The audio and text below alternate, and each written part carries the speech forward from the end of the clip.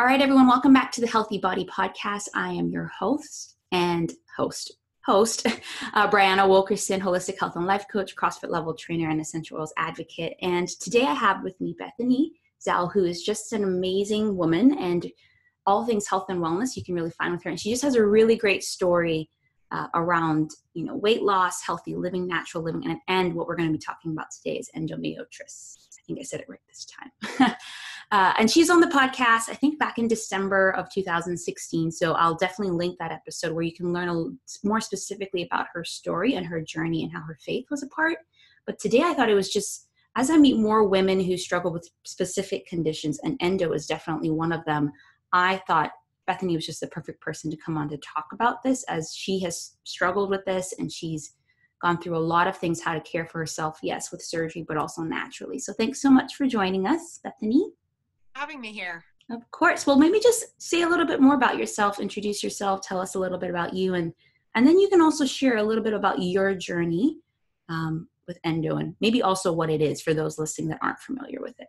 All right. Well, I'm Bethany Zell. I live in northern Maine. I was born and raised here and did some traveling, moved a little further south in the United States, and then circled back and came home again in 2010.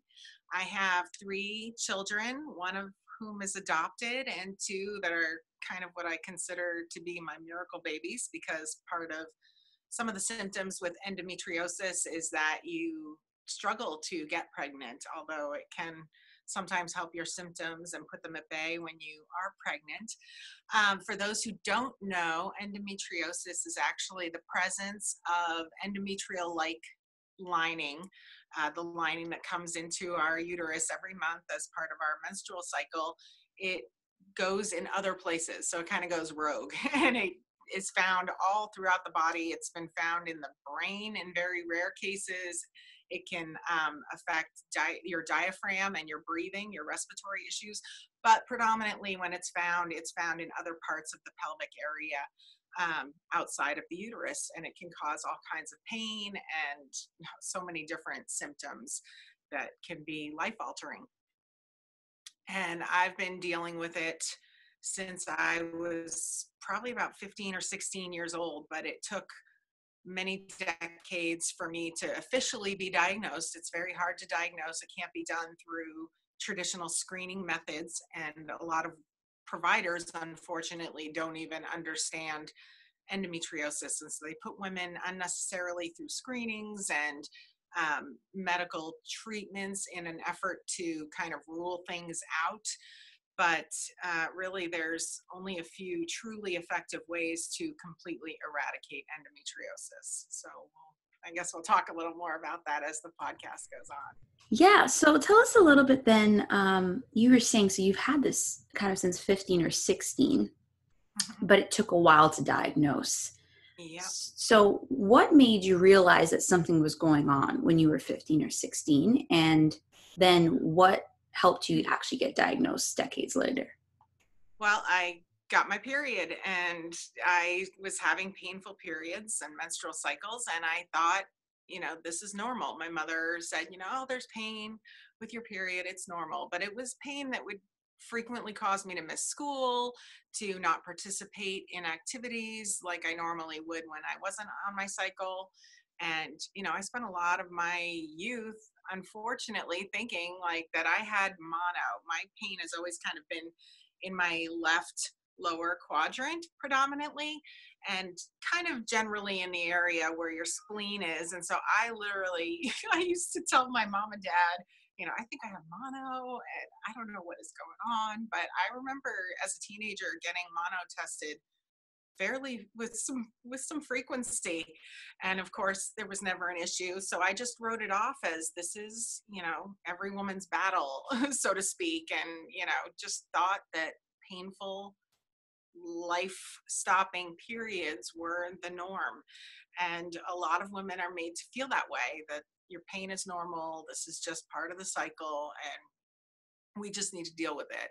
So I had really heavy menstrual flows and very painful menstrual flows that were not helped by Midol or the standard Tylenol protocols. occasionally I spent a lot of time on a heating pad, and that kind of helps in the immediate sense, but your body's not really designed to tolerate extended pain the way that it was being delivered to me as a teenager. And then I went to college and eventually went on a birth control pill, which is a type of treatment that they use to suppress your levels. And that was why I went on it, was to help make my periods, my menstrual cycles, a lot less intense. And so for a time that helped. And I also had some substance abuse in college that kind of numbed me, I would say. And so that, really was an extra peripheral distraction from some of the pain that was still kind of breaking through despite the birth control regimen that I was on. And as I got out of college, I met my now husband and we got married, and of course started thinking about having a family. And I was still having pain. I was coming off the pill and my pain was getting more and more intense as we were gearing up to potentially have a baby. And I had a few abnormal pap smears, which are sometimes tied to endo, but generally they're unrelated. And I was told I couldn't have any kids at all. So not to get my hopes up, that it was very unlikely because of my history with these horrible periods and whatever they found through the biopsies that they did as a result of my abnormal paps. They said, you're probably not likely to get pregnant. But I did, miraculously, I did end up getting pregnant. And after my first biological child was born, we ended up adopting another daughter. So we kind of thought, this is our family. And I want to say it was probably a year after my daughter was born in 2003 that my endo pain just went crazy. And at that point, I hadn't been on birth control for almost 3 or 4 years. And my endo pain was insane. And so I started seeking answers and just diligently went to doctor after doctor after doctor after doctor until finally I had surgery that diagnosed me in 2006. Wow. So it was having surgery that really got you to the point where you were diagnosed. Yeah, and that's the thing. Like a lot of times they'll do scans and they'll do ultrasounds and they'll do MRIs, but endometriosis, unless it's grown into what's called an endometrioma, which is more of a giant mass, though endometrial tissue is completely undetectable on any kind of radiological assessment. The only way to truly diagnose it is to go in diagnostically, surgically, and investigating the area. But the nice thing is that when they're in there diagnosing, they can also treat it. And so I was treated, or so I thought I was treated effectively in 2006, and kind of thought, all right, well, that was an interesting little hiccup in my life. And I guess I'm all better now. But, based on who you are seeing as your provider, the types of treatments can vary. And as I alluded to earlier on, the treatment that I had at that time was called ablation, where they just superficially burn off the lesions that are found. And, you think in essence that should take care of the issue. But the issue is with endometriosis that it can root itself very deeply into the tissue. And if it's not eradicated at the root, it can continue to grow. So just burning it off a surface it doesn't mean it's gone. It can continue to grow. It can be under the layers of the tissue and continue to grow. And that's what it did in my case.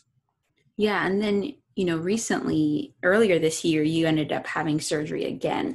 Mm-hmm. And how did you probably knew the pain, like how did you know that it was time for surgery again? And was this surgery similar? Was it ablation, or was it different than last time?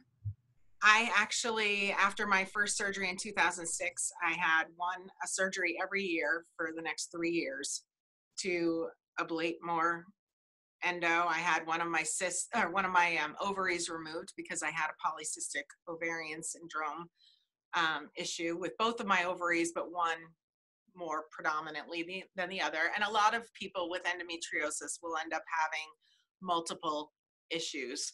And so I ended up having multiple surgeries, and usually within a year, I started having pain back.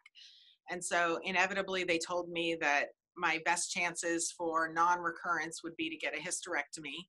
And I ended up scheduling that hysterectomy in 2009. And as I prayed about whether or not that was the direction I should take, I became pregnant again. And with my one little useless ovary, and 2 weeks from my hysterectomy, surprise, a baby. And at the time, I was in a pretty heavy duty pain management protocol. They had me on all kinds of different narcotics, and I was just living this really zombified life. Pretty close to 300 pounds at the time. So I didn't have a lot of energy. I was just really lethargic and laid up quite frequently. I wasn't working, and, just life felt insurmountable and overwhelming. So I ended up having that child in 2010. So she's now 8 years old. And in 2011 or 12, my endo pain came back again, just as it had after my pregnancy the first time. And so I did go through with this radical hysterectomy in 2013, and they removed everything, cervix, all of it. And my OBGYN at the time, who was also a really good friend of mine, she told me she had seen some endometriosis in there, but because the estrogen source, because estrogen feeds this tissue. And she said, without that estrogen source without the estrogen being produced, the endo that I saw in there will just die off. And depending on the location of where they find the lesions, it can sometimes put other organs in harm's way. So I know, like for me, I had some on my ureters, and she was concerned about if she had gone in there to remove it, that there might be damage. And so I was just like, okay, well, that's good. You're the expert, and we'll just hope that this is good from now on. And so it was for many years, and I started getting my energy back. I had this dramatic 120-pound weight loss, and just really felt my life turning around. And as I did and got more busy, started working again full time. And because of all the procedures I have some scar tissue and some nerve damage that's permanent from all of the procedures that I've had through my abdomen through the years. In total, I've had 8 surgeries and procedures between nerve blocks and all different kinds of ablations and excisions and the like. So I was used to some kind of pain. I figured I'm going to live my life with some kind of pain, but after my hysterectomy, it felt like it was just the nerve damage, and I knew and could figure I could work with it. I could deal with it enough. And when I lost the weight, it helped exponentially with my energy. And then out of nowhere, last fall, I started feeling endo pain again. And I knew that there was a difference between what I had been experiencing with the nerve damage and the scar tissue and what I knew historically as endo pain. And I was laid up pretty much from October till January of this year, when I sought out an excision specialist to do another endo surgery. And despite all of the local providers who said, there's no way, this cannot be endo. This is not endometriosis. You're barking up the wrong tree. I saw 6 providers, all local, that told me there's no way that you could have endometriosis after a hysterectomy. There's no way. And I thought I was losing my mind. I really was so discouraged and feeling like I'm going to be stuck living with this forever, and no one knows what this is. I know what it feels like, but they're saying this can't be possible. I had colonoscopies done. Then this was not the first time. I'd had multiple colonoscopies done in my life trying to figure out why I had these painful abdominal pain issues. And so I went through all the rigmarole. I had an MRI, I had CT scans, the colonoscopy. They had me go see an OBGYN, even though I don't even have those parts anymore. All of this just to figure it out. And then I ended up just I found the specialist that said it could be endo. And it probably is endo. You know your body, and you know what endo feels like from your history. And I ended up having to pay for him out of pocket, but he was worth every single penny. He was amazing. Wow. I just think it's so significant that like you didn't give up on your health and this pain, and you knew what it was like to not have it. You knew what it's like to have it. And then even when everyone was telling you what your body should be feeling, you're like, nope, this is it. And I think that's just really important that we get to that point. And so since the surgery then, so he went in and he removed some more of those tissues. How has it been? Like, what are some of the things that like you've done? I mean, maybe we can get to that after, but how's it been? And then we'll talk about what are some of the things you've done to live and thrive with knowing that you have endo, knowing that you've struggled with it. I know many women out there are like, I have this, and maybe they've had surgeries too, but how do you care for your body in a way that, will support you, supports you? Well, he went in and he found the endo exactly where I had been pointing to. Every one of since I was 15 years old, I was telling people there's something going on here in this spot. This is where it is. And he went in there exactly where I told him. And he's like, there were huge pockets of endo. And he excised it with margins. The thing with endometriosis, like I said, it can be rooted very deeply. And if it's not excised with margins, similar to a cancer, it can continue to grow. It needs to be cut out at the root with aggressive margins. And he does not shy away from ureters or any other kind of organ. He's aggressive and he gets it. He knows what it looks like. And the elusive thing with endo is that it can look and present many different ways. And it's not the fault of the OBGYNs who are in the practice of delivering babies nearly 24/7. They, in their schooling, endometriosis is like a little paragraph in a textbook. And, the protocol and the best practice that they were taught is completely out of date and obsolete. It's, giving them birth control, recommending that they get pregnant. And yes, that stops your estrogen production for a little while, but it always comes back. These are just temporary fixes, medications, and things that I did for years trying to suppress my estrogen. Well, even though I dealt with the disease since I was 15, only just learned this past winter when I was laid up that endometriosis actually creates its own estrogen. And so it will continue to feed itself. And this was, for me, mind blowing. I had done everything through the years to try and manage my endo by controlling my estrogen. I knew it was estrogen driven. So I focused on eating cruciferous vegetables to reduce my intake of estrogen. I went with organic sources of estrogenic foods to prevent there being any other kind of hormone disrupting chemicals in the food that could potentially mimic estrogen and cause my body to respond in a negative way and increase my pain levels. All of this for naught, because my body, the endometriosis within my body, was creating its own food and fuel. And I had never, in all of my years of dealing with the disease, been told that. And my friend, my OBGYN friend, was like, oh, it's starved of estrogen now. It will die off. It doesn't die off. It feeds itself. It continued to feed itself. And people were like, 3 or 4 years after your hysterectomy, your endo was back. And it's par and parcel. It didn't produce as much estrogen as it would have had it had that extra estrogen being fed to it by my uterus and my fallopian tubes and my ovaries, but it was producing its own at very low levels. And it took 3 or 4 years for it to get to be big enough that it brought me back down.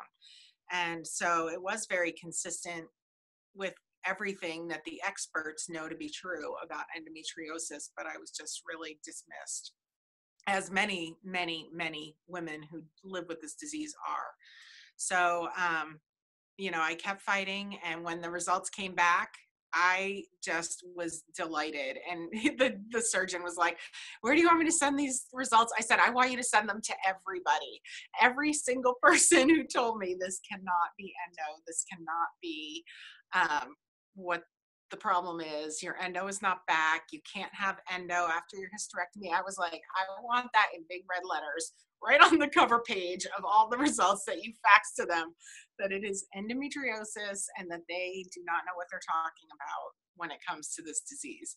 And so he was kind of laughing, and I was like, I really am serious. I want this information out there because people don't know. I mean, I suffered with the disease for almost 30 years before I found out what was actually happening in my body. And I didn't learn it from my primary care provider. I didn't learn it from my OBGYN. I learned it by researching myself, by talking with other endometriosis patients, connecting with them, and by talking to an expert excision specialist for endometriosis. And I'm so thankful that I did, because since then I've gotten my life back completely. At the 6-month mark, which is typically after surgery where it has come back or started to feel painful again, I kind of held my breath there for maybe a month or so, just kind of like, I don't know, is this really gone? This is the point where it starts to hurt again. And then about 9 months post-op, I kind of was able to just, okay, it's really gone. I'm excited now. I feel like I'm sort of in the clear. I still have some pelvic floor dysfunction, which is the muscles that kind of keep our whole pelvic regions together and functioning. Because it's been so much pain for all these decades, my muscles just don't know what they're doing, and they need to be retrained. And so they flare up and fire up and let me know that they're angry when I do too much. So I'll probably be dealing with some of that residual pain, and of course the nerve damage and the scar tissue from all the procedures that I've had that didn't go away. But compared to the endo, I mean, I'll take it. It's incredible. Wow. Your whole story is just like miracle upon miracle, but also fighting for your body and for your health, and just what does it mean to have this healthy body and healthy life with this condition. So I would love for you to share a little bit. So, on the Healthy Body podcast, in my business, I talk about nutrition, exercise, stress, sleep, digestion, toxic load, and mindset and habits. And I would love for you to maybe share one tip in each of those, and we can kind of go through them, of what is it like to care for yourself in those areas with endo. So with nutrition, what would you say is your top tip for any woman struggling with endo? Nutrition, I would say if you're suffering from endo, you really need to avoid soy, traditional soy, highly estrogenic, especially when it comes from inorganic sources. Occasional exceptions to that rule might be like a fermented soy, but really just being careful of anything that can mimic estrogen or increase your personal production of estrogen. I have a soy allergy to begin with, so I've avoided it. But as soon as I found out that was one of the places where estrogen is really kind of manipulated, is through that soy supply, I really became vigilant about kind of ensuring that I'm avoiding soy as much as possible.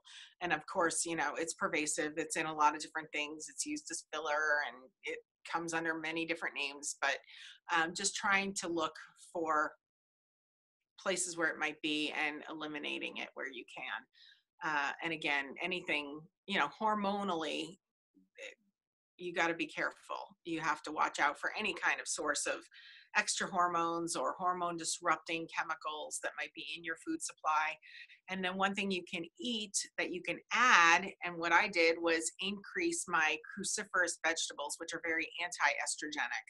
And so I really, for many years, maintained some of my symptoms and managed my symptoms just simply by eating more anti-estrogenically, adding those cruciferous vegetables, which are like the broccolis and cauliflowers and cabbages.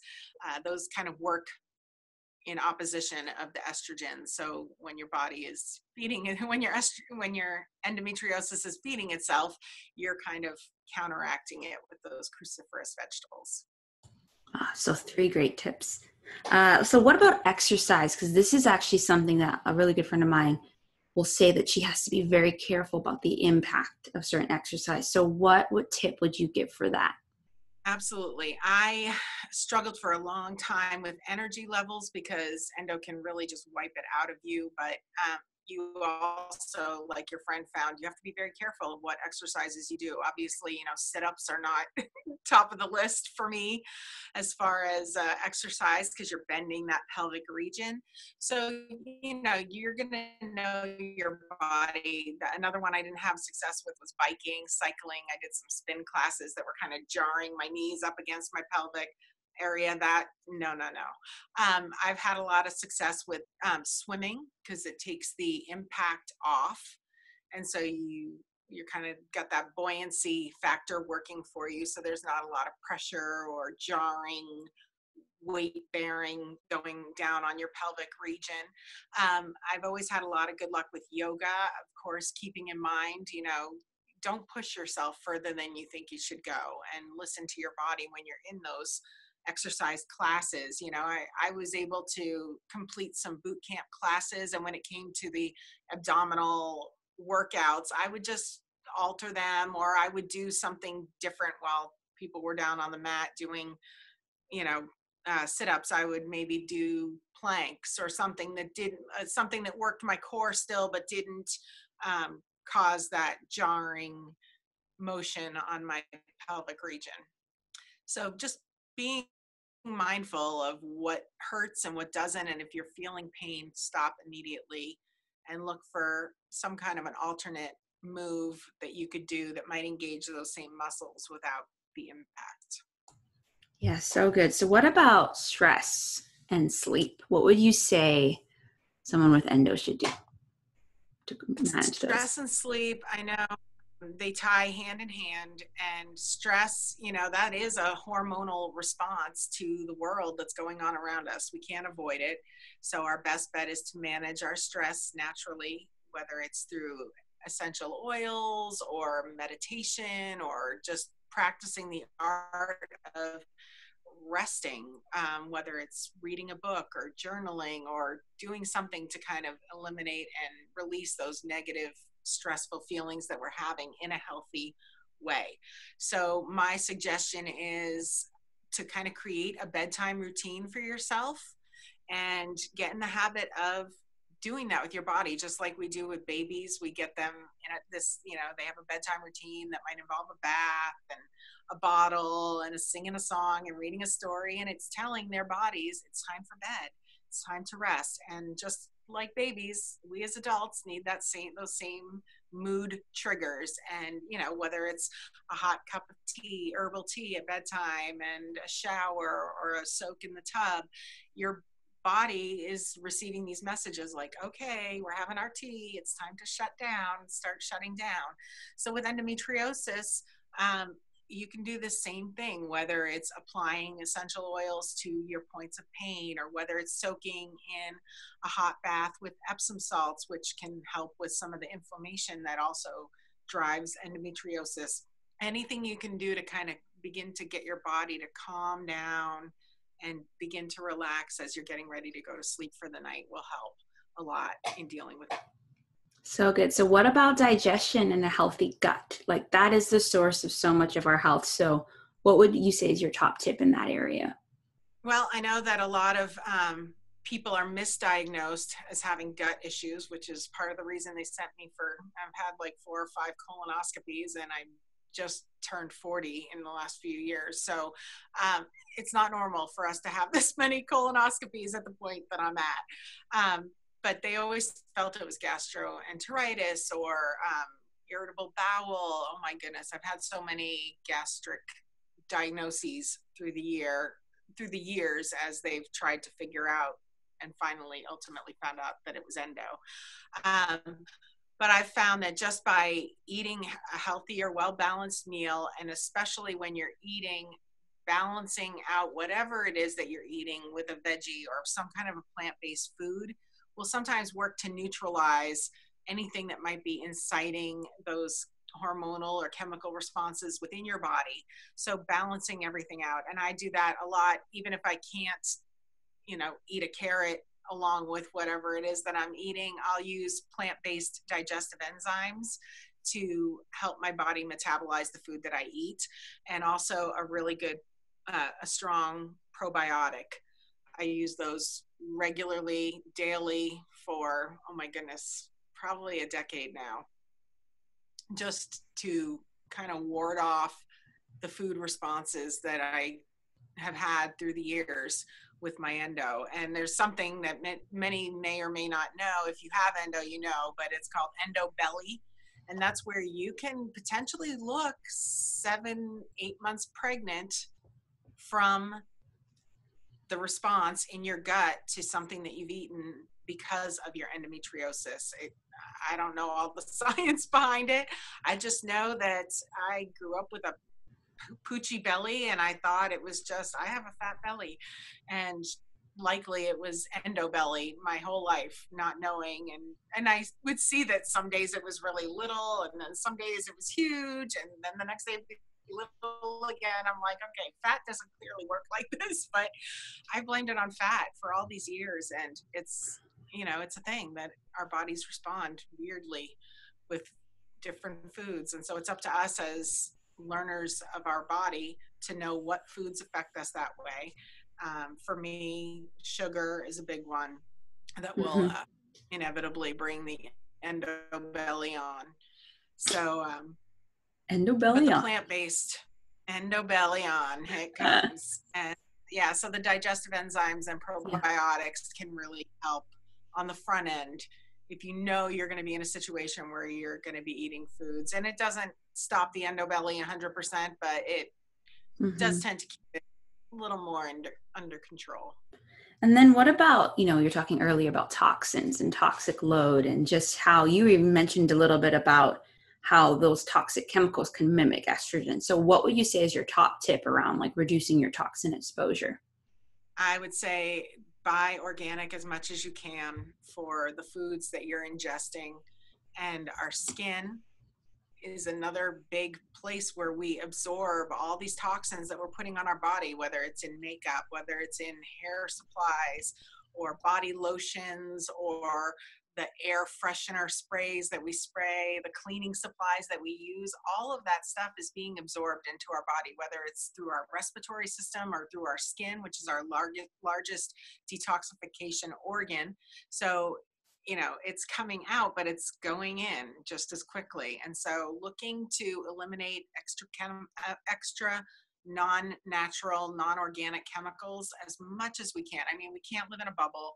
We can't, prevent ourselves from getting exposed to all of it, but we can, there are a lot of great products out there now that can help you dramatically reduce your toxin levels. And, especially the ones that are endocrine disrupting and hormone disrupting. You really need to just vow to stay away from those as much as you possibly can. Yes, so good. And guys, endocrine, as she was saying, endocrine system is what really manages your hormones. And so last thing, then mindset and habits around, having, endo, and just how have you, like your top thing that you've done to really help you with your thoughts around struggling with this in your life? I would say, I don't know how people get through it without faith. And I know that there's a big population of endometriosis sufferers who, as a result of dealing with it and being misdiagnosed for so long, they just get into this place of hopelessness. And even what you shared about your friend and you mentioned that you didn't seem to see her as being able to be as active as I am, or as I was when you knew me, as suffering. And, there are women that I find and consider myself a little bit lucky that I've been able to kind of push through a little more maybe than a lot of people do. But there have been seasons in my life where the depression has been horrible. And I really felt like I'm a burden to everybody. I'm a burden to my husband. He's basically the mother, the father, the cook, the chauffeur, the everything. And I'm basically another baby for him to care for. And that can be very taxing. And honestly, I don't know how people do it without faith, but finding a way to, I guess, accept your limitations, but still find the blessings within the everyday, within the mundane, finding that positivity, the positive lining, whether it's, for me, I lost my job. I got fired because I was sick so much and out of work. And I was devastated. It was the first time in my life I'd ever been fired from a job, but it was because I physically was unable to do the work that was required of me on a regular basis. And every day was unpredictable, as it is with this disease. Like, you just never know. You could wake up, have a day full of events planned, and Endo says, not today. It's not happening.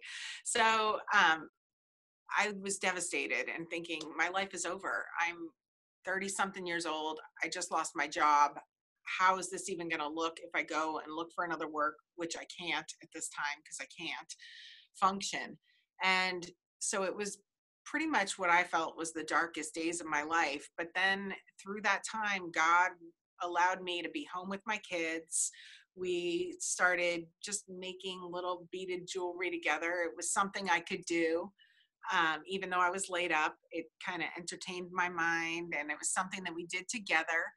And we just would spend our days like beading jewelry. And it was just a little blessing, a little ray of light in the fact, like, none of us ever spoke about the fact mom can't even get up right now. We have to bring the beads to her.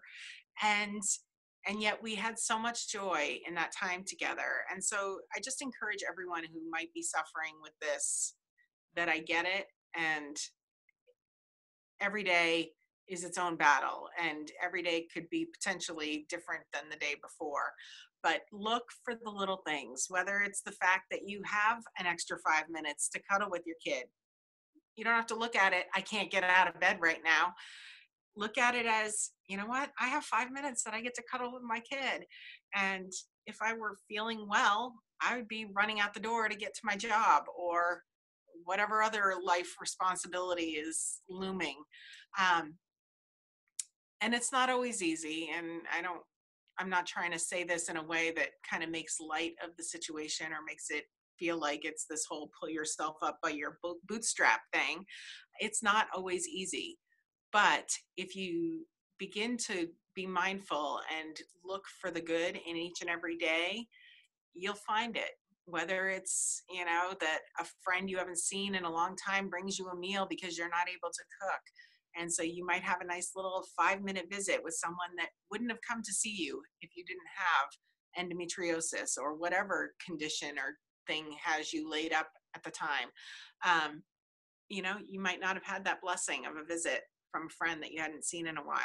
So just looking for the positive. And I mean, I just buried into my Jesus through all of it, because it buried into my Jesus.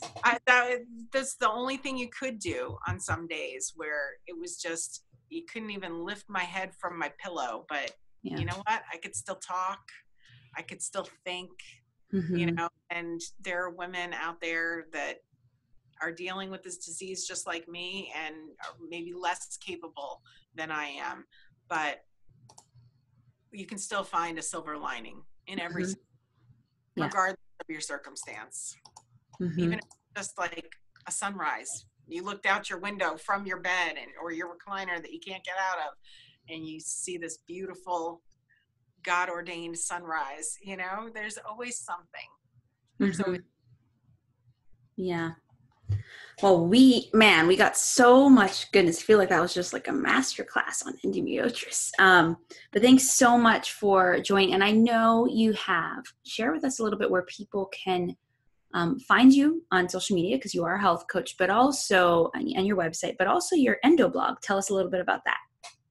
Well, I actually, in my recent laid upness, I went to the doctor, and I don't know why, it struck me so funny. I was laughing like a crazy person in the doctor's waiting room as this little pun came to my mind, because endo is really a pain in the rear, and not necessarily your rectal rear, but just it's a pain in the rear end. Mm-hmm. And so I like pain in the rear endo, and it's a pain in the rear, and it's endo. So I just got that in my mind, and I could not stop laughing. I was like, pain in the rear endo, that's awesome. I'm like, I'm making that hashtag, and that's going to be a name of my blog. And so that is my blog name, painintherearendo.com, I think. .com. I haven't been to my blog in a little while. Painintherearendo.com, and I also have a Facebook page for it that's under Pain in the Rear Endo. And I'm working on creating a nonprofit as well called the Endo Alliance, and that's on Facebook, and the endoalliance.org will, I think, direct you oh my goodness, direct you to the Facebook page at this time, because I don't have an official website set up for it, but I'm hoping through that organization, eventually I'll be able to get some funding to help women access surgical excision with an endo specialist, because that should be the gold standard of endometriosis care, and not every woman, unfortunately, can access it. It's financially and not always covered by your insurance. So. Yeah. Well, thank you so much, Bethany. I have so many notes. I gotta say that correctly. Thank you. Thank you just for being you, and for just coming and sharing with us your story and your heart around this. And ladies listening, really go ahead and check out Bethany's resources on this. So anything else you want to say before we wrap up, Bethany? No, I think, just keep pushing forward. Don't let anyone dismiss you. If you are suffering with pain that people can't figure out, your body. Keep searching for answers. Talk to somebody. Keep asking. Keep pushing.